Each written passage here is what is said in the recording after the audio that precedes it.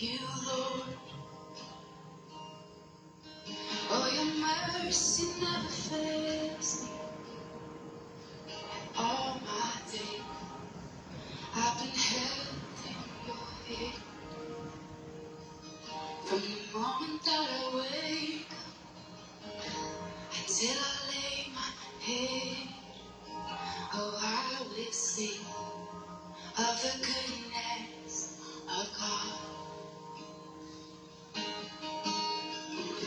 'Cause all my life you have been faithful, and all my life you have been so, so good. With every breath that I am able, oh, I will sing of the goodness of God. I love your voice. You will lead me through the fire and the darkest night. You were close like no other. I know you as a father. I've known you as a friend, and now I have lived in the goodness of God. And all my life you have been faithful. And all my life you have been so, so good. Every breath that I am able, oh, I will sing of the goodness of God. Yeah. Your goodness is running out. It's running after me. Your goodness is running out. It's running after me. With my life laid down, I'm surrendered now. I give you everything. Your goodness is running out. It's running after me. Your goodness is running out. It's running after me. Your goodness is running out. It's running after me. In my life laid down, I'm surrendered now. I give you everything. Your goodness is running, it keeps running after me.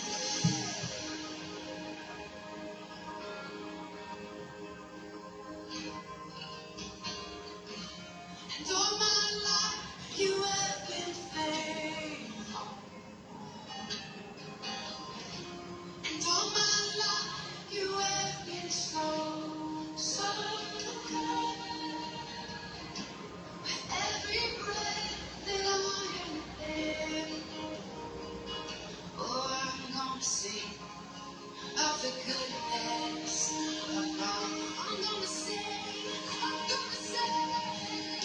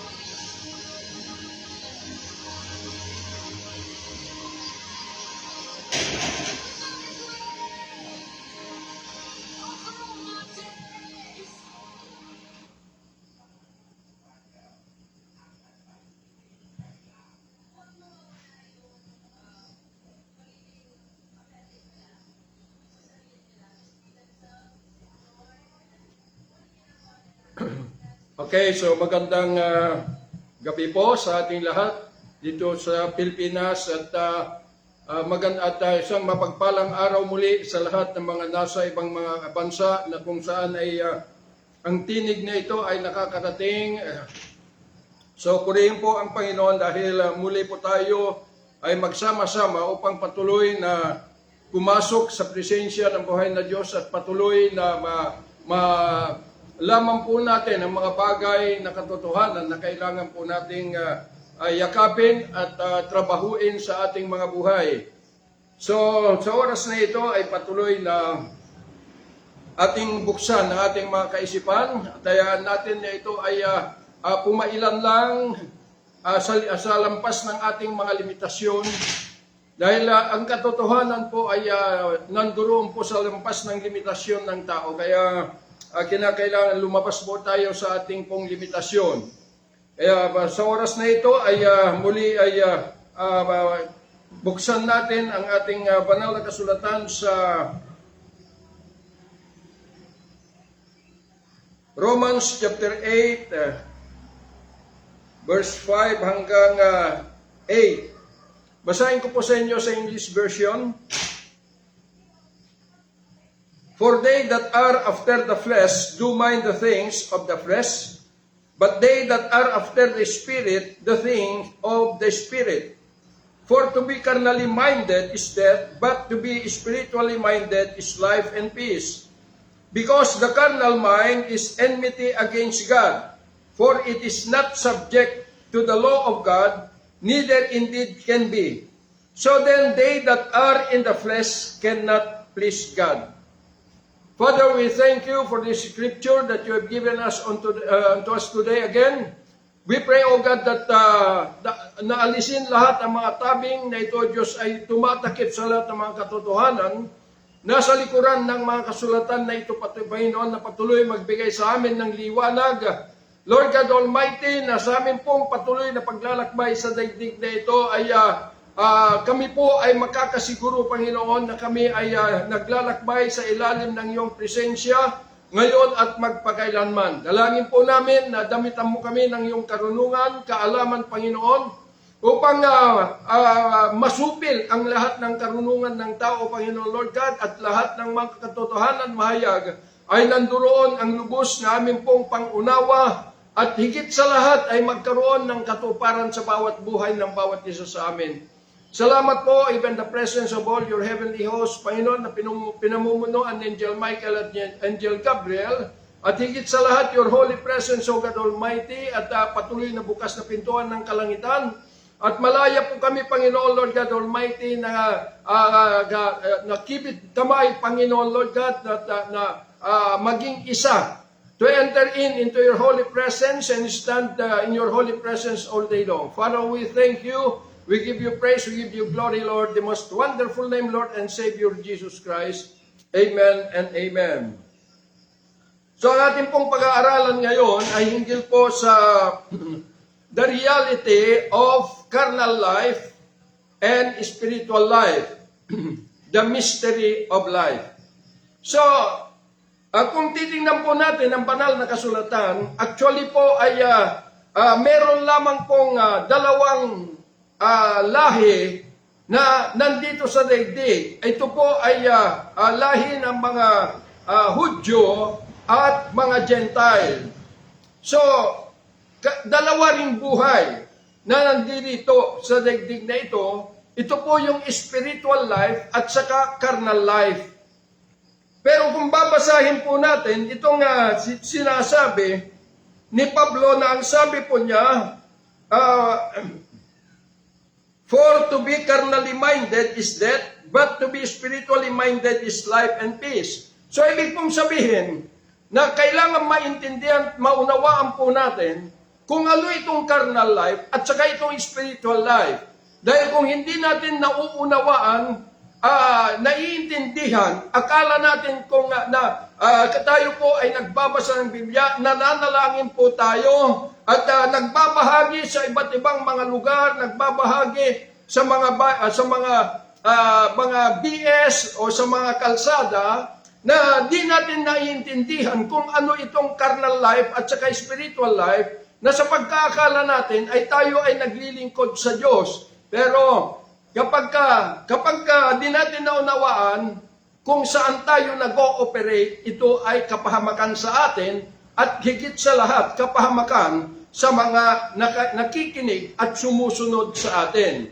Kaya napakalaga na maintindihan po natin dahil sa ating pong patuloy na pagsasabi na ang ating pong Panginoon ay ang Panginoong Hesus, sana po ang lahat ng mga tao ay maitawid natin sila mula sa kingdom ni Satan tungo sa kingdom ng Panginoong Hesus, na hindi po sila mabilanggo o mahulog sa patibong na ito ay manggagaling sa katuruan ng tao. Kaya po, ano ba itong karnal? Kung balikan po natin doon sa creation, actually po yung carnal life ay hindi po ito yung layon ng Diyos kung bakit niya nilikha ang tao, kundi ang nilayon ng Diyos na nilikha ang tao ay yung pong kanyang nilikha na according to His image and according to His likeness. So, kamukha po ng Diyos yung kanyang layon. Ibig kong sabihin, kung ang Diyos ay espiritu, then yung kanyang nilikha na tao ay spiritual. Espiritu. Kanyang po ay spiritual life. So, ibig kong sabihin na yung katawan na nanggaling sa lupa, na ginawang ng Panginoon na ito ay isang hugis tao, ay dito niya inilagay yung kaluluwa o tao na itong katawan supposed to be ay tahanan ng tao. So, ibig kong sabihin na ang katawan ay ito sana ay slave lang. Slave. At binigyan ng Diyos yung tao ng kanyang puso. At yung puso na sinasabi rito ay hindi po yung puso na nasa dibdib natin na ito ay nagbubumba ng dugo para kumilos itong physical na katawan. Yung puso na sinasabi rito ay yun po yung espiritu na galing sa Diyos. Kaya ang linikha ng Diyos na tao ay perfect spirit, soul, and body. So, yun po yung tao, spiritual na tao. So, kaya po ang Panginoon ay naghabilin sa kanyang nilikha, kina Adan at Eva, na huwag nilang gagalawin yung punong kahoy na nasa gitna ng halamanan, na itong punong kahoy na ito ay nakakaalam ng mabuti at masama. Ngunit sadyang si Satan ay siya po ay clever, kaya nung nalaman niya na may nilikha ang Diyos ang tao dito sa planet Earth, na supposed to be ito yung gawin ng Diyos na paraiso, a miniature of heavenly paradise, ay kanya pong nilinlang. Kaya pumasok po, inuulit ko, sa katawan ng serpent, dahil yung serpent, ang siyang pinakamaraming expression sa kanyang pagkatao, na ito'y magagamit niya para malinlang niya ng lubusan ang ating pong ninuno na si Adan at Eva. At ito'y nagtagumpay si Satan dahil yung habilin ng Diyos, yung tinig ng Diyos na ito'y sinabi kina Adan at Eva, ay imbes na ito ay sumunod sila sa tinig ng Diyos, sila po ay sumunod doon sa tinig ng estranghero. So, estranghero si Satan dahil ang planet Earth, ang sabi dito sa banal na kasulatan, the earth is the Lord and the fullness thereof. Kaya nung nagkasala na ang ating ninuno, yung puso or the spirit na nanggaling sa Diyos ay bumalik sa Kanya. Colossians 3:3, na bumalik po sa Kanya. Kaya po ang tao ay nawala po yung kanyang puso, kundi nag-operate na lamang ang tao sa kanyang emosyon. Dahil ang kaluluwa ay nagpapangsyon sa tatlong bagay: emotion, will, and intellect. Kaya emotion, bakit ka umiiyak? Bakit ka nagagalit? Dahil meron kang emotion. Bakit meron kang affection? Dahil yun yung pagmamahal mo through that emotion. At yung will ay yung sarili mong kalooban na kaya di ka makinig kung ano yung narinig mo sa daigdig na ito, pinagtitibay mo. Ito yung nagiging daan para yung iyong tinatangkilik dito sa daigdig ito ay magbubunga ayon doon sa iyong kalooban.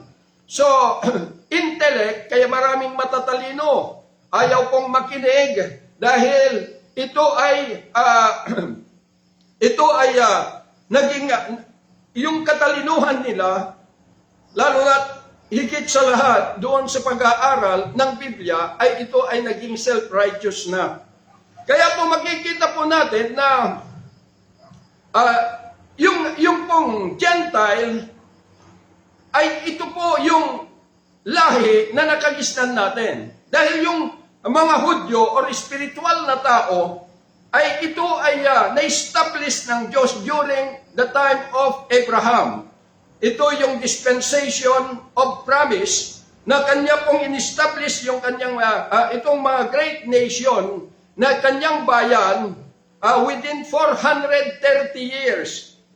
So yun po yung ginawa ng Panginoon. Kaya po binabantayan niya itong kanyang bayan. Kaya kung spiritual na buhay ang meron sa isang tao, anduroon po yung paggabay ng Diyos. At sila ay mamumotivate ayon sa kalooban ng Diyos.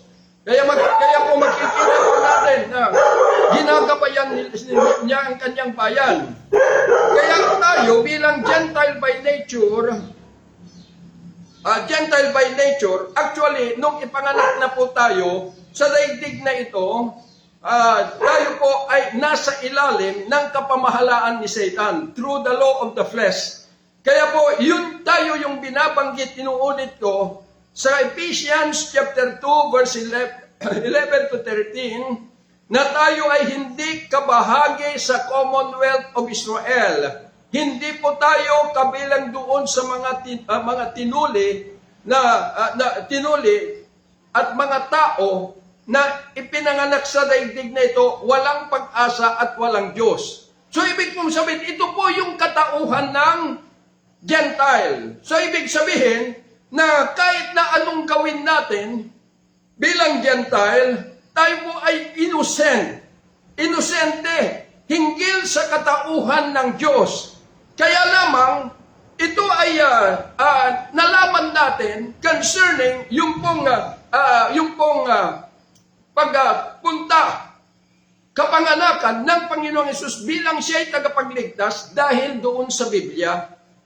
So dumating po yung Biblia. Actually, inuulit ko po, yung Biblia ay nasulat ito, no? Na ito yung mga event nung panahon ng Old Testament throughout the first century. Pagka sinabing first century, ito po kasi dalawa po yung measurement ng panahon noon.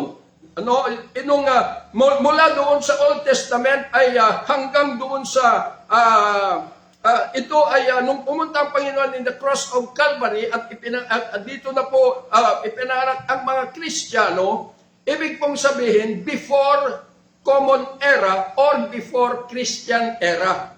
Kaya yung pong pagbabago nito ay hindi na po before Christian Era, kundi ito ay Anno Domini or the Lord's Day. Kaya AD. Kaya nung nandito ang Panginoong Hesus, nung pumunta in the cross of Calvary, ay dito na po na bago ang lahat, first century. Kaya lahat ng mga pangyayari mula pa noong panahon ng Old Testament throughout this first century, ay ito ay nasulat. Ito lahat ng mga nasulat ay naganap at naipahayag ng Diyos during that time hanggang sa first century. At ito yung naitala sa libro, sa Biblia, na ang ibig sabihin ng Biblia ay Biblos or the writings or the books. So, ibig pong sabihin na ito yung mga pangyayari. Kaya nga sinasabi ko, ang Biblia ay napakaganda. Pero kung ito ang magdala sa iyo in the presence of the risen Christ, napakaganda yung kasulatan. Pero kung ito ay nagdala sa iyo upang ito ay unawain mo at basahin mo at i-interpret mo ang kagandahan ng mga kasulatan at ituturo mo sa tao, ito po ay isang patibong. Kaya makikita po natin na ang Biblia ay nasulat at dumating dahil nahulog po ang kanyang bayan. Dahil kung hindi sana nahulog at nagpatuloy sila, wala na pong saysay ang kasulatan dahil sumunod sila doon sa batas na ibinigay ng Diyos kay Moses na kanilang tuntunin. At nakatupad sila sa kanilang gagawin hanggang nagtagumpay sila sa mission dito sa daigdig na ito. Kaya po, hindi na po sana nagkaroon ng kasulatan. Kaya lang, nung nagkasala ang kanyang bayan, at ito po ay nahiwalay ang kanyang bayan sa pag-ibig ng Diyos at nahulog na sila sa mundo na kinaroroonan natin na sila ay naging katulad na natin sila na mga karnal sa buhay. Naging karnal na rin na katulad po natin. Kaya makikita po ninyo, nung nahulog na at tumigil na ang Diyos na mangusap sa kanila at maging ang mga propetas, dito na po nag-umpisa na iginader ang lahat ng mga salita ng Diyos sa mga propetas na ito ay naisulat kung saan-saan at kanila pong kinolekta lahat ito. Nakolekta nila, kaya noong panahon ng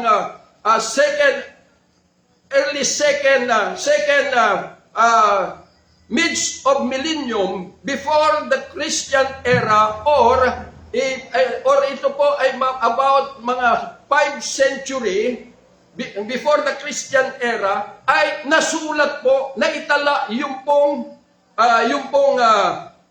Hebrew Bible or the Torah book. Na ito yung ginamit ng mga Pharisees na ginawa ng tradisyon na kanila pong itinuturo yung pong mga kautusan ng Diyos sa kanyang mga bayan, lahat mga pahayag ng Diyos, ay ginawa na nilang katuruan. Instead na ito sana ay makita nila na kung hindi sana naging katuruan ito at nabasa ng mga Hudyo, alam nila at makikilala nila hinggil sa pagdating ng Mesaya, walang iba kundi ang Panginoong Hesus. Kaya nga sinabi ng Panginoong Hesus sa kanyang sa mga Pariseo, nang sabi niya sa Matthew chapter 23 verse 13, na sabi niya kayo ay linaglagay kayo ng harang. Hinarangan ninyo ang kalangitan laban sa mga tao dahil kayo ay hindi rin na makakapasok. So ibig sabihin na yung tradition na ibinangon nila, ito na po yung sumira sa kanyang mga bayan upang di na nila makatagpuan ang kaharian ng Diyos. Kaya nahulog po sila dito sa kinaroroonan po natin bilang Gentile by nature. Kaya nga sabi ni Pablo na lahat ay nagkasala at wala nang nakaabot sa kaluwalhatian ng Diyos. Dahil kung hindi sana itong Biblia or yung tradition na ginawa nila, sabi ng banal na kasulatan na matatagpuan nila, makikita nila because sila ay makikilala nila yung kanilang sarili that they are guilty before the presence of the living God. Nasa Romans chapter 3 verse 19 yon. Kaya po makikita po natin na tayo bilang Gentile by nature, tayo ay ignorante hinggil sa katotohanan sa Diyos. Kaya lamang, noong nasulat ang Biblia, noong 4th century, noong nasulat ang Biblia noong 4th century, dito po kinanonize ng mga Roman Catholic yung 66 books na ito'y pinagtibay ng mga council ng Rome. ibig pong sabihin na itong Biblia, kaya kinanonize, ibig sabihin na ito yung inimpose ng Roman Empire. After na sila po ay na-impose yung kanilang global hierarchy through the mga pare, kaya ito yung kanilang inimpose sa lahat ng mga sa buong mundo, na ito na yung standard o rule or standard ng lahat ng pananampalataya ng mga Kristiyano. Kaya sinabi nila na ito'y salita ng Diyos. Kaya makikita po natin na bilang Gentile by nature, dito na lang natin nalaman concerning yung buhay na Diyos and even yung pong kapangalakan ng Panginoong Hesus at yung pagpunta niya in the cross of Calvary. Yun na lang at makikita natin na itong Biblia, dahil sinabi na salita ng Diyos, ito na yung niyakap ng mga hintil na kinukot na ini-a-adapt sa bawat buhay. Pero mali po. Dahil ang karnal na buhay, kailanman hindi natin mauunawaan at makikilala, maintindihan ang tunay na kalikasan ng buhay na Diyos. Kaya makikita po ninyo anong ginagawa natin. Ang sabi ng banal na kasulatan na ang layunin kung bakit ang Panginoong Hesus ay pumunta at ibinukas niya ang pintuan ng kalangitan para sagipin ang lahat ng mga tao. So kanino ba, saan ba tayo nabilanggo? Saan ba tayo nabihag? Kundi itong batas ng laman na ito na yung pinag-aawayan ng buong mundo na mabigyan ng tagumpay lahat ng mga businesses, lahat ng mga plano ng tao hinggil sa physical na katawan. Pero tandaan po natin na itong ipinaglalaban ng buong mundo na ito'y kinakatigan at pinagtitibay ni Satan at mamamatay din ito. Ang problema, kung bakit ginawa ni Satan ito, para ikaw na kaluluwa na nakabilanggo rito ay mapapasama ka sa araw ng paghahatol ng Diyos kay Satan sa apoy ng impyerno. Kaya ganun po yung ginawa niya. Kaya nga sinabi ng Panginoon na ni Satan pumunta para magnakaw, pumatay at manira ng buhay. Kaya magkikita ninyo yung salita ng Diyos na ito ay pinagtitibay ng karunungan ng tao. Ang tagal na panahon na ito'y nahayag from the Old Testament throughout the first century. At doon tumigil yung kasulatan. Sa first century, anong century na tayo? 21 century. At gayon pa lamang, yun pa rin ang inaangkin na salita ng Diyos. Na ito'y naging centralized na sa lahat. Na itinuturo ng mga matatalino. Kaya wala nang pag-asa ng tao na hanapin yung buhay na Kristo, na yun yung sabi ng Panginoon sa banal na kasulatan na hindi nababasa ng mga matatalinong tao. John chapter 5 verse 39, sinasaliksik ninyo ang kasulatan because the scripture composed of New and Old Testament. Sinasaliksik ninyo ang kasulatan, sinasaliksik ninyo ang Biblia. Sabi, dahil dito naniniwala kayo na may buhay kayo na walang hanggan. At totoo, sabi niya, dahil ito yung nagpapatunay sa akin, this testify of me. Kaya makikita nyo yung Old Testament, ay yung New Testament, that this testify concerning the presence of the risen Christ and the existence of the risen Christ here on planet Earth and the full operation of the Spirit of God. Kaya sabi niya, sinasaliksik ninyo ang Biblia. Dahil naniniwala kayo na dito may buhay kayo na walang hanggan at totoo. Dahil ito'y nagpapatunay sa akin. Pero ang sabi niya sa 40, hindi naman kayo pupunta sa akin para magkaroon kayo ng buhay. Ibig kong sabihin, natrap ang mga tao dahil sa karunungan, dahil doon sa kasulatan. na inimpose ng Roman Catholicism, na ito'y kinanonize nila, that the Bible, the 66 book, is the Word of God. Kaya marami pong nalinlang. Maraming bihag. Kaya po makikita ninyo, yung inimpose nila yon ay inadapt maging sa tradition sa mga Bible school. That the Bible is the Word of God. Pero makikita po natin, there is no evidence of changes sa mga matatalino. Bakit? Because they are still carnal. Ang batayan ng kanilang pagkilala sa Diyos ay kung pinagpapala at sasabihin na nagtagumpay ka sa iyong business, nanalangin ka, Panginoon, bigyan mo ako ng ganito. Di ba? Nagtagumpay ka, sasabihin, hallelujah.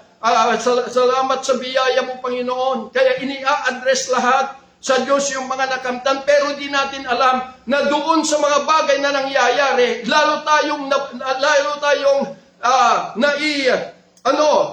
iluluklok sa mas malalim na bilangguan sa batas ng laman.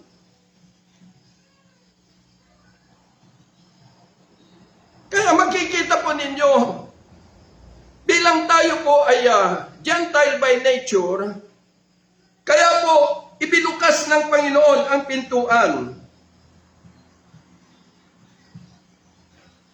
Pintuan ng kalangitan. Dahil doon sa paggamit ni Satan sa Bible, na ito ay kanyang ginamit para tayo'y mga Gentile by nature, ay hindi na natin makikita at matatagpuan the risen Christ. Dahil ito na yung kanyang inilagay na barrier na pinagtitibay ng karunungan ng tao. At inuulit ko po, mga minamahal na mga kapatid, na yung sinabi ng banal na kasulatan ay ito yung event mula nung Old Testament throughout the first century. Ito po yung nilalaman ng kasulatan. At wala na pong naidugtong. Dahil itong dispensation of grace ay hindi na po ito maitatala ang mga pangyayari after the first century, dahil hindi na po ito kailangan yung karunungan ng tao, kundi it is the full operation of the Spirit of God. Ang kailangan na lang natin, dahil sinasabi ng banal na kasulatan, maging si Pablo, na kung bakit kinakailangan na tayo po ay matransform into spiritual life, kasi itong carnal life, it is kabaliktaran ng spiritual life. Magkaaway ito, magkalaban. Kaya nga sinasabi ng banal na kasulatan, sinasabi po ni Pablo, na ang sabi niya, because the carnal mind is enmity against God. Ibig pong sabihin na hostile ang karnal na pag-iisip. Gaano ka bang kabait, gaano ka bang katalino, gaano ka bang karunong sa pag-interpret ng banal na kasulatan, still, you are the enemies of God. Dahil ang sabi niya rito, for it is not subject to the law of God, neither indeed can be. Kaya magkikita po ninyo, ang tagal na panahon doon, inaangkin natin na dito na lamang tayo bumabatay, na ito yung utos ng Diyos sa atin, na ito yung nagsasalita sa atin, na hindi na natin kinatagpo the presence of the risen Christ. Na yung sabi ng Panginoon, na hindi naman kayo pumunta sa akin. Bakit? Dahil nabilanggo na ang tao sa kasulatan. Na ito yung sinasabi ng Panginoon ni Pablo, na ang sabi niya sa 2 Corinthians chapter 3, na ang kasulatan, ang sabi niya,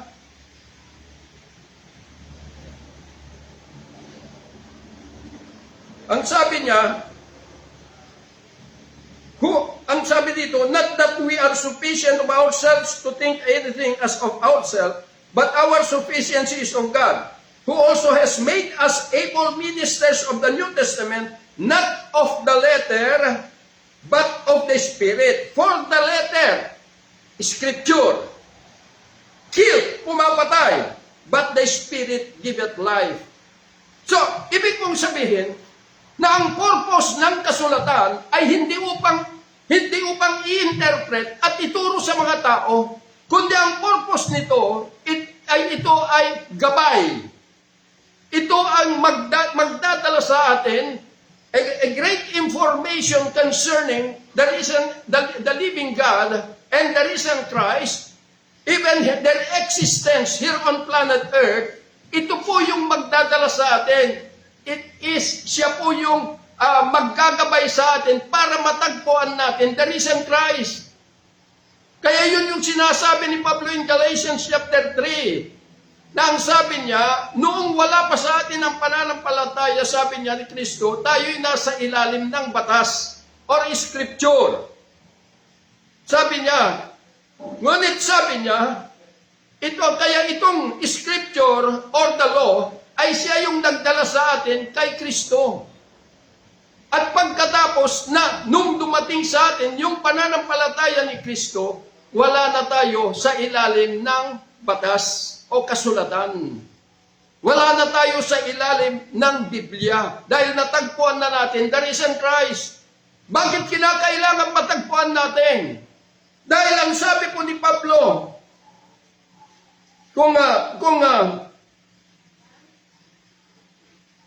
sa 1 Corinthians chapter 2, na ang sabi po niya rito, maliwanag. But the natural man receiveth not the things of the Spirit of God. Ano ba yung natural man? Ibig sabihin, yung sarili niyang intellect, siya man ang pinakamarunong at pinakamatalino, ang sabi niya, hindi niya tinatanggap ang mga bagay na nasa Espiritu ng Diyos dahil sabi niya, for they are foolishness unto him. Kamangmangan lamang sa kanya. Neither, sabi niya, can he know them. Hindi niya makikilala sila. Bakit? Dahil because they are spiritually discerned. Dahil ang lahat ng ito ay makikilala lamang, mauunawaan lamang sa pamagitan ng Espiritu. So, ibig sabihin, yung carnal mind natin, hindi niya kaya. Yung nasusulat lang ang kaya niyang abutin. Kaya marami pong nagdidebate. Maraming magsasabi, ginamit ang Biblia para sabihin, sila ay anak ng Diyos. Sila ay kaligtasan nandoon. Pero lahat ng mga nagsasalita na ito'y umunawa sa Biblia, na ito'y na tinangkilik that the Bible is the Word of God, ay lahat yun ay hindi sila nakatawid tungo doon sa presensya ng buhay na Diyos. Nananatili pong karnal, nananatili pong Gentile by nature. So, ibig pong sabihin, kung bakit kailangan tumawid tayo, matagpuan natin the risen Christ, dahil yung pagtatagpuan natin, tayo ay susuko, then, doon na niya papalitan yung identity natin bilang Gentile by nature at papalitan niya ng tatak na ito ay magbubuklod sa lahat, whether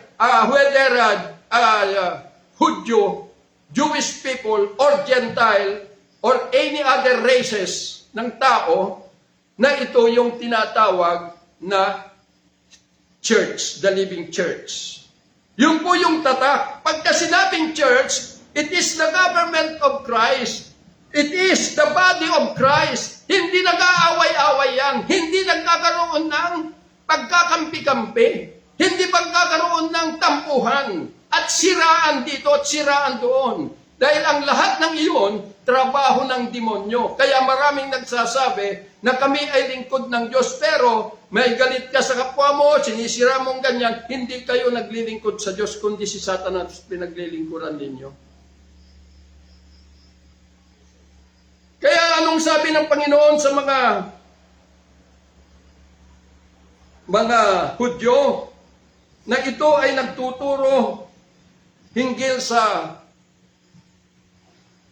tradition, na ito ay, kasi yung tradition ng Pharisees, ay naniniwala sila na yung Jewish law ay kinakailangan mai-implement at any cost. Kaya kapag di mo sinunod noon, anong panahon na yon ay pwede kanilang patayin na wala silang violation when it comes to the law. Kaya ang sabi ng Panginoon sa mga Paraseyo, ang sabi niya, you are of your father the devil, and the lust of your father you will do. He was a murderer from the beginning and abode not in the truth, because there is no truth in him. When he speak a lie, he speak of his own, for he is a liar and the father of it.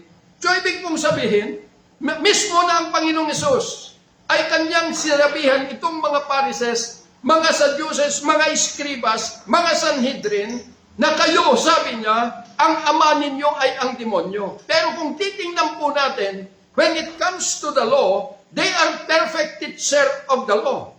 Nagkagaya ng maraming mga tumatayo ngayon na mga bishop, mga reverend, na sila ay sasabihin na nag-graduate sa maraming panahon sa Bible school. So they are perfect teacher of the scripture. Na hindi rin naiiba sa mga Pharisees, because the Pharisees, they are self-righteous because of the scripture.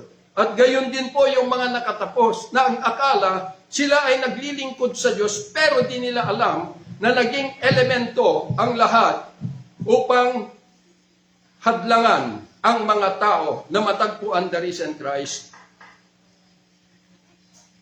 So maliwanag po na ang tao, mga Gentile by nature, nag-ooperate lamang po sa emotion. Nag-ooperate lamang sa intellect. Kahit na yung anong mababasa, kaya makikita ninyo, naging self-righteous, ang daming mababasa mo na kinukot at hallelujah, puro hallelujah. That is self-righteousness because of the scripture. Kaya po kinakailangan, dahil ang maliwanag po yung sabi ni Pablo na ang normal na kaisipan ng tao ay hindi niya matatanggap ang mga bagay na nasa espiritu ng Diyos dahil kamangmangan lamang sa kanya at hindi niya ito maunawaan. Because all these things are spiritually discerned. Ibig pong sabihin, hindi po mentally discerned, but spiritually discerned. Kaya kapag napalitan, yung identity natin, doon pa lamang nag-i-start. Yung new beginning. Dahil dito tayo mabubuo na maging isa in the presence of the risen Christ, na hindi po nagkakawatak-watak na katulad ngayon. Na ang dami pong mga itinayo, mga simbahan daw, mga organization. Kaya nga iisang libro yung binabasa nila, pero maraming faksyon ang nakatayo. Maraming spiritual fraternity na ito ay nakatayo dito sa harapan ng boundary wall para hindi na sila makalabas at makatawid tungo sa buhay na Kristo.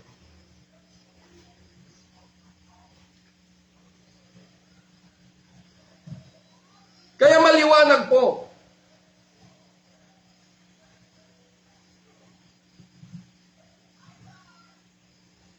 So maaaring sabihin natin, kaya ito po yung yung carnal life. Yung carnal ay nag-ooperate lamang sa emotion, intellect, and self-will. Dito lang nag-ooperate. Kaya kung ano yung nababasa, kung ano yung naririnig, ano yung nakikita, dito lang sila kumikilos. Ang kanilang katwiran ay dito lamang po nalimitahan within the limitation of men. Kaya po, ginagamit na po ang Biblia, ang lahat, na ito na yung sasabihin that they are righteous in the sight of God, pero they are carrying the righteousness of the Scripture. Kaya anong sabi ng Panginoon sa mga Paraseyo, kayo ay mga hipokrito, mga self-righteous. Kaya anong sabi ng Panginoon sa kanyang mga bayan? Matthew chapter 5 verse 20, unless you surpasses the righteousness of the Pharisees, maliban kung malampasan ninyo ang katwiran ng mga Pariseo, pare-parehas kayong hindi makakapasok sa kaharian ng Diyos. So, ibig kong sabihin na they are self-righteous. The righteousness of the Pharisees is the righteousness of the law. And the righteousness ng mga modern Pharisees and modern Sanhedrin is the righteousness of the Scripture, the Bible. Kaya ang dami pong mabubulag. Buong mundo, kailangan magising na po tayo. Upang sama-sama nating itawid ang lahat ng mga tao mula sa kingdom ni Satan tungo sa kingdom ng Panginoon. Kaya makikita natin, maaring sabihin natin, Pastor, ano ba ang requirements para tayo ay makatawid? Kasi pagka sinabi kasing karnal na buhay, ang kaisipan lang dito nang gagaling ang lahat ng mga sinasabi hinggil sa kalangitan. Kaunawaan lang ng tao, nakabatay sa mga events na nasulat from the Old Testament throughout doon sa hanggang sa 1st century. Kaya common sense. Ang sabi ng Panginoon, man shall not live by bread alone, but by every word that proceeded out from the mouth of God. Hindi niya sinabi, man shall not live by bread alone, but by every word that written in the Bible. Hindi po. Dahil kung common sense, ang tagal na panahon na tumigil. Yung kasulatan is hanggang 1st century, at ngayon 21st century na. Ibig kong sabihin, 20 centuries or 2,000 years ago, mga salita na ito ay naka-address lamang sa mga tao noon ay inaangkin hanggang ngayon. Bakit? Dahil hindi po natagpuan ng buong mundo ang presensya ng buhay na Kristo dahil nabilanggo at na-trap, naging patibong ang Biblia na pinagtibay ni Satan sa pamamagitan ng karunungan ng tao. Kaya panahon na, ang daming madadamay. Maaaring sabihin natin, maraming naniniwala, totoo yan. Kay Kibuloy nga, maraming naniniwala dahil sabi siya, He is the Son of God. At ang daming naniniwala, how much more na ako, kasi nag-ooperate lang tayo sa emotion. At yung affection natin ay nanduroon kapag ka, na-blessed na, tanggap mo yung mga naririnig mo, doon mo nabubuo yung affection mo, na di mo naman alam na ito ay kapapahamak mo. Kasi kung hindi natin mauunawaan kung sino tayo, hindi natin makikita kung paano tayo lalabas. Bilang Gentile by nature, wala tayong kinalaman doon sa nasusulat. Pero maganda pong yung nasusulat na ito yung magdala sa atin sa presensya ng buhay na Diyos dahil yung information concerning the written book ay napakaganda na ito'y maging GPS mo to na matagpuan the risen Christ.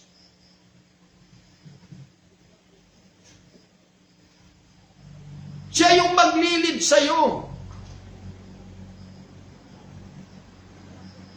Kaya nga anong sabi ng Panginoon sa John chapter 14?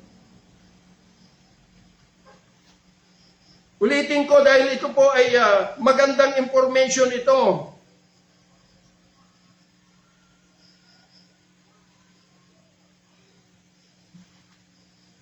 Nung bago pumunta ang Panginoon in the cross of Calvary, naghabilin na ang Panginoon sa kanila, sa kanyang bayan.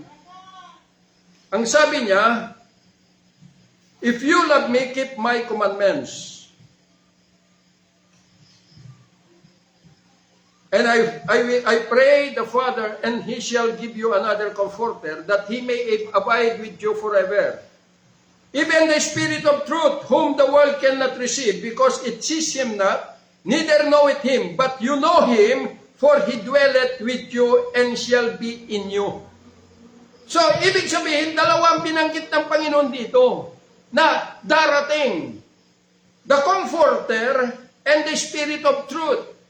And the Comforter, ang sabi ng Panginoon dito, verse 26, but the Comforter, which is the Holy Ghost, whom the Father will send in my name, He shall teach you all things and bring all things to your remembrance whatsoever I have said unto you. So, ibig mong sabihin, ito na po yung grace na natin sinasabi. Dahil pagpunta ng Panginoon in the cross of Calvary, ito na po yung pangako, the promise, Holy Spirit, that this is the seal of the Spirit of God sa sinuman, mababago yung kanilang identity na mapalitan ng bagong identity na walang iba kundi church. Spiritual ito, hindi po karnal. Hindi po pwede na sabihin mo na may church ng mga Baptist, hindi mo pwede sabihin na may church ng mga Methodist, church ng mga Assemblies of God, church ng mga JIL o sino pa man. Dahil sabi ng Panginoon, upon this rock I will build my church. Maaaring sabihin natin, mga church yan, tao lang ang nag-organize yan. Hindi po ang Diyos. Dahil ang sabi ng Panginoon kay Pedro, nang sabi niya, thou art Peter, and upon this rock I will build my church. Yung Peter is Petrus.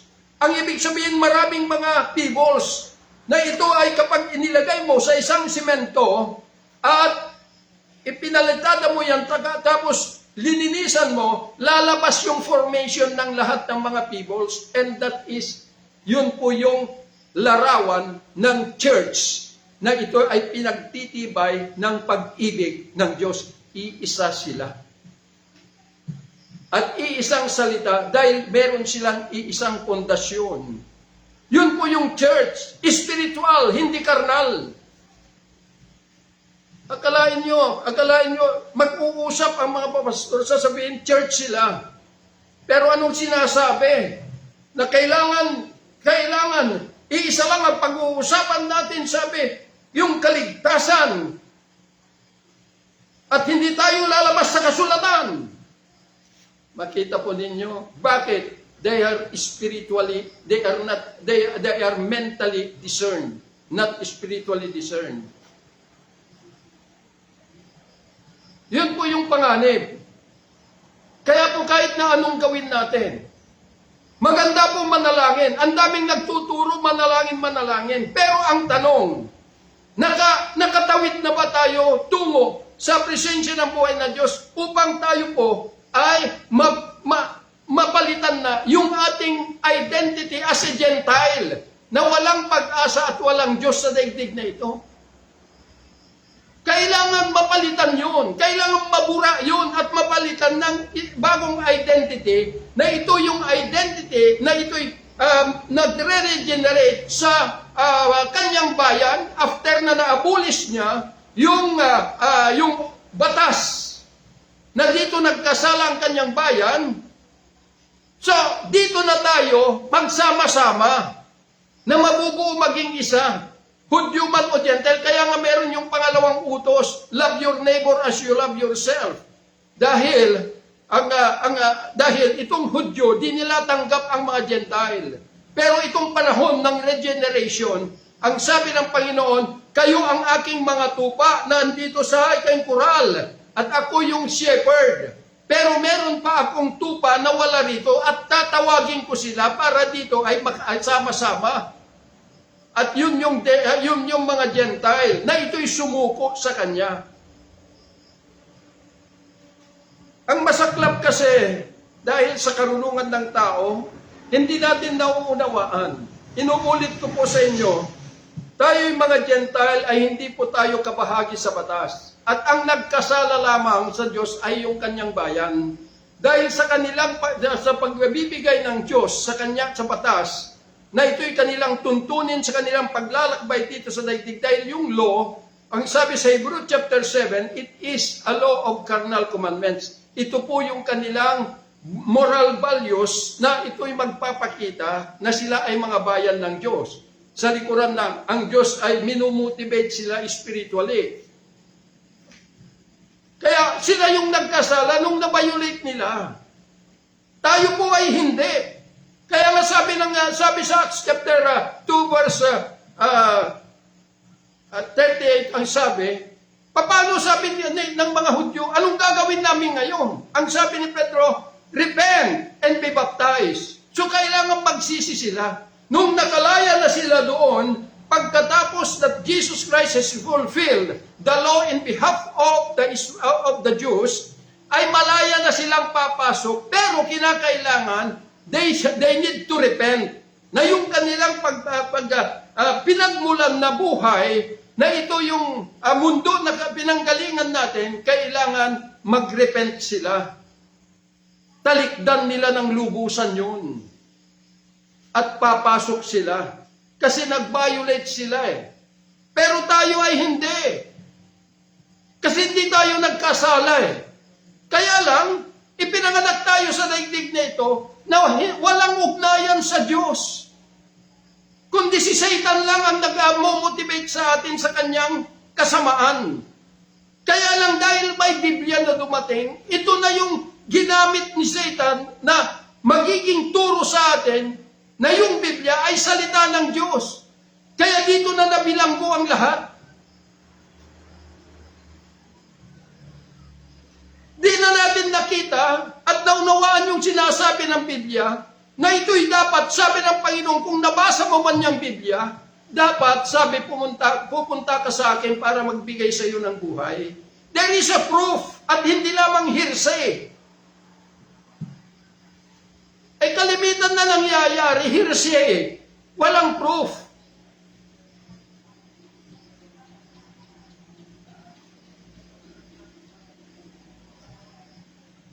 Kaya, maaari sabihin natin, pastor, kung hindi tayo nagkasala sa Diyos, di wala tayong kasalanan. Wala tayong kasalanan dahil ang batas na saklaw sa atin ay yung law of the land. Batas ng lupa. Kaya lang, hindi nga tayo nagkasala sa Diyos, pero wala naman tayong ugnayan sa Diyos. Kaya kapag mamatay ka physically, once na namatay ditong physical na katawan na, that will be the day of your judgment. Impyerno na pupuntahan mo. Bakit? Kasi karnal na buhay ang meron ka. Kaaway mo ang Diyos. Because of that carnality. Kaya nga sinasabi ni Pablo na sa mga taga-Roma, na ang karnal na pag-iisip ay kaaway ng Diyos. Bakit? Dahil yung kanyang bayan, nahulog sila rito at naging karnal sila. Kaya naging kaaway ng Diyos yung kanilang katatayuan at na ito ay pinagtibay ng tradisyon na ibinangon ng mga Paraseyo. Ganon din sa atin ngayon. Tuwang-tuwa ang marami kapag pumupunta sa kung saan-saan at sasabihin, tanggapin ninyo ang Panginoon at may tumanggap. Hallelujah, may tumanggap na naman sa Panginoon. Mga kapatid, inuulit ko po, bilang Gentile by nature, hindi tayo karapat-dapat na tumanggap sa Panginoon dahil sa ating kalikasan.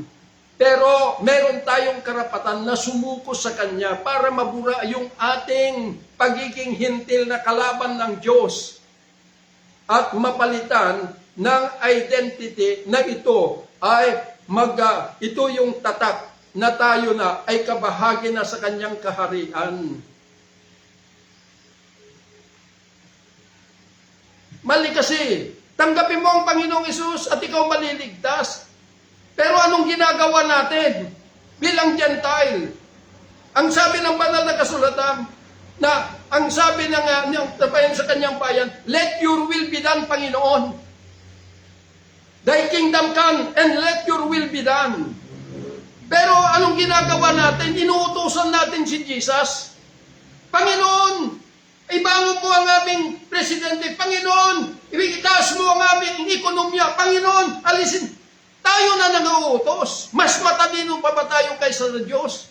Ang lahat ng mga bagay na nangyayari, alam ng Diyos. Ang kailangan niya lang sa atin, bilang Gentile by nature, ay sumuko sa Kanya. And submit our whole being unto Him. And become obedient, hindi obedience. Obedient unto Him. Obedient is in Him we live and move and have our being. Kaya panahon na magising tayo. Mga papastor, mga reverend, mga bishop, upang hindi tayo ay magiging elemento ng kadiliman para itrap ang mga tao. Kailangan tayo ay makatawid tayo. Gaya ng sinabi ng Panginoon kay Pablo, inuulit ko po, na si Pablo is a perfect teacher of the law. He is the Pharisee of the Pharisees. Ang itinuturo niya bilang Pharisee of the Pharisees is the tradition. Ito yung daladala nila. Kaya centralize yung turo nila ayon sa kanilang tradition. Pero habang naglalakad sila papunta sa Damascus, biglang nagpakita ang Panginoon, liwanag na bumalot sa kanila. At anong sabi ng Panginoon sa kanya? Inilabas kita mula sa mga Hudyo at mula sa mga Hintil. Ngunit ipapadala rin kita doon upang buksan ang kanilang mga mata at itawid mo sila mula sa kadiliman tungo sa liwanag, mula sa kaharian ni Satan tungo sa kaharian ng Diyos.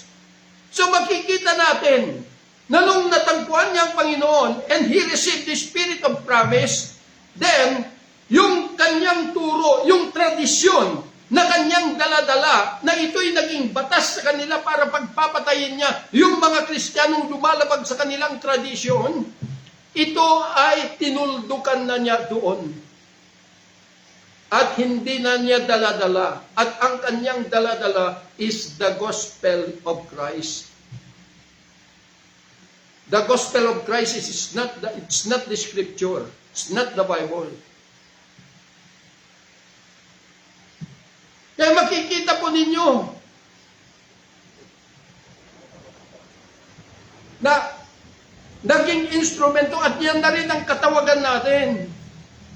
Na kung gusto natin na bumangon ang bansa nating Pilipinas, na kung gusto natin bumangon ang presidente o sino pa man, una sa lahat, bumangon muna tayo mga papastor at magsama-sama maging isa. Tumawid tayo at balikan natin ang ating bansa. Itawid natin ang lahat ng mga tao, ang mga pamunuan. Sabihin ko po sa inyo, kapag yun ang nangyari, ay wala nang mag-iiwan na mga bilanggo sa loob ng karsel. Wala nang mga kurap. Wala nang mga durugista. Wala nang mga kriminalidad. Dahil hindi kaya ng tao na baguhin because the whole world is the motivation of the devil. Yung kanyang kalikasan. To kill, to destroy, and to steal man's life. Kaya kung di ka makatawid, akala mo, nagbabasa ka ng Biblia, sasabihin pa ng marami, 10 beses ko nang binabalik-balikan Genesis to Revelation. So akala mo, pag namatay ka, pupunta ka sa langit. Kapatid, hindi. Dahil ang mga Gentile na katulad po natin, ang pagkakataon na binigay lamang ng Diyos sa atin, nung binigyan tayo, nung inilabas niya yung kanyang bayan mula doon sa kingdom ni Satan, na bukas na pintuan, ibig sabihin, sa buong mundo ay naibigay na rin yung divine amnesty. Kaya lamang, reliever si Satan, ginamit niya ang Biblia na ito'y magiging hadlang sa mga tao na hindi na nila matagpuan at hindi na sila makatawid tungo sa presensya ng buhay na Kristo. Yun yung napakasaklap. Kaya hindi na kailangan, yung Biblia, maganda, gagamitin mo. Sabi ko nga sa mga kapatid, magandang basahin. Basahin ninyo. Pero hindi upang gawin ninyong katuruan, kundi ito ay magkakaroon kayo ng inspiration to seek the presence of the risen Christ. Ito yung magdadala sa inyo dahil ito yung magbibigay sa inyo ng inspiration para hanapin ninyo the risen Christ. Hindi upang basahin yan matagal na panahon na ito'y nangyari na at nasabi noong pang first century at hanggang ngayon yun pa rin ang ipinapahayag at itinuturo.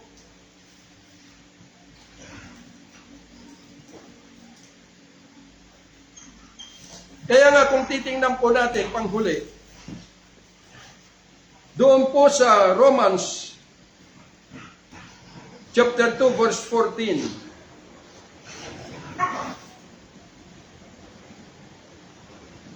ang sabi po ni Pablo, for when the Gentiles which have not the law do by nature the things contained in the law, this having not the law, are a law unto themselves. So ibig pong sabihin, oo, magagamit mo ang Biblia, the written book, the law, para maitaas yung pong moral values ng tao. Kaya lamang ang problema, yun yung sabi ni Pablo, in Romans chapter 3 verse 19, ito yung problema. Now we know that what things soever the law says, it says to them who are under the law, that every mouth may be stopped and all the world may become guilty before God. So ibig pong sabihin na noong natapos na napulfill ng Panginoon ang batas in behalf of Israel, the law and the prophet, at naabulis ito, supposed to be, tumigil na ito at hindi na ibinukas. Kaso ang sabi ni Pablo in 2 Corinthians chapter 3, ito yung nagpanatili sa mga Hudyo na naging bulag dahil sa pagkakabasa ng Old Testament. Dahil ito yung ginamit ni Satan para bulagin sila at yun din ang ginagamit ni Satan, ang Biblia, para na pinagtibay ng karunungan ng tao para ang lahat ng mga tao ay maging bulag sila. Di na nila makita kung saan sila lalabas dahil sa kakulangan ng kaalaman. Kaya kinakailangan may pagkakataon pa na maituwid ang lahat. Tumawid na po tayong lahat. Ang sabi ng Panginoon, if any man desires to come after me, he must deny himself and take up his cross and follow me. Ibig pong sabihin, take up your cross, kinakailangan. Yung 5 senses natin na ginamit ni Satan para tayo po ay ibilanggo dito, ay kailangan darating sa kamatayan noon at mapalitan sa spiritual na pag-iisip. Kaya deny mo the wisdom of men and take the wisdom of God. Kapag ka ito ay napalitan na your identity to become a real church. Kaya po mga minamahal na mga kapatid, ito na po ang kailangan natin ilagay sa ating kaisipan. Tayo yung mga Gentile by nature, kahit na basahin mo ng basahin ang Biblia, kung hindi mo natagpuan the risen Christ, sa impyerno ka pa rin pupunta. Kahit na ikaw yung pinaka matalinong tao, a modern Sanhedrin and a modern Pharisees. Ang tanging ibinigay ng Diyos sa pamagitan ng divine amnesty na ipinagkaloob sa buong mundo ay upang tumawid sa Kanya at mabago, mabura yung identity natin bilang kaaway ng Diyos as a Gentile at mapalitan ng Kanyang minimiti ng sabi niya, upon this rock I will build my church. Mapalitan ng tatak ng church. Na itong church ay ito po ang mga tao na papasok doon sa kanyang glorious kingdom. Na ito yung kanyang ihaharap sa Ama pagdating ng panahon. The church. Pero dahil sa karunungan ng tao, nilapastangan the sovereignty of the word church at kanilang ginawang spiritual politicians at spiritual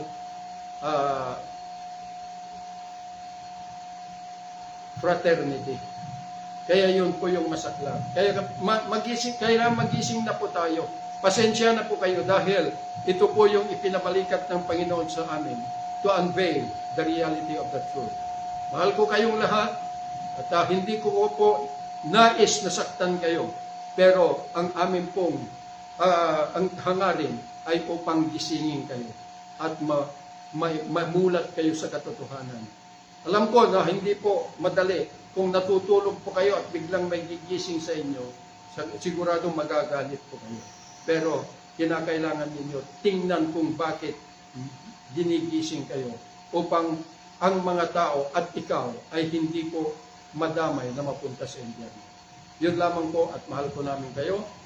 Father, thank you so much for this day, Lord, that you have given us. So God, thank you so much sa mga katotohanan na ito, Panginoon, na nahayag. Dalangin ko po ng lahat ng ito, Panginoon, ay dumating sa pandinig ng lahat, Panginoon, saan man naruroon, Panginoon. At ito I will penetrate, Lord God Almighty, sa kanilang kaloob-looban, Panginoon, Lord God. It will be a power unto them, sharper than any two-edged sword that penetrate even the dividing of soul and spirit, and even the marrows and the soul. I pray in the name of Jesus, the Son of the living God, na ito, Panginoon, ay aabot sa buong mundo, alang-alang, Panginoon, sa lahat ng mga kaluluwa na kailangan masagip, Panginoon, na ito ay mapapabilang sa iyong gobyerno, Panginoon, Lord God Almighty, na ang pangalan ng iyong gobyerno is the living church, the church.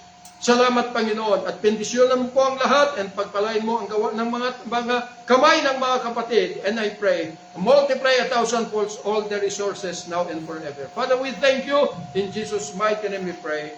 Amen and amen.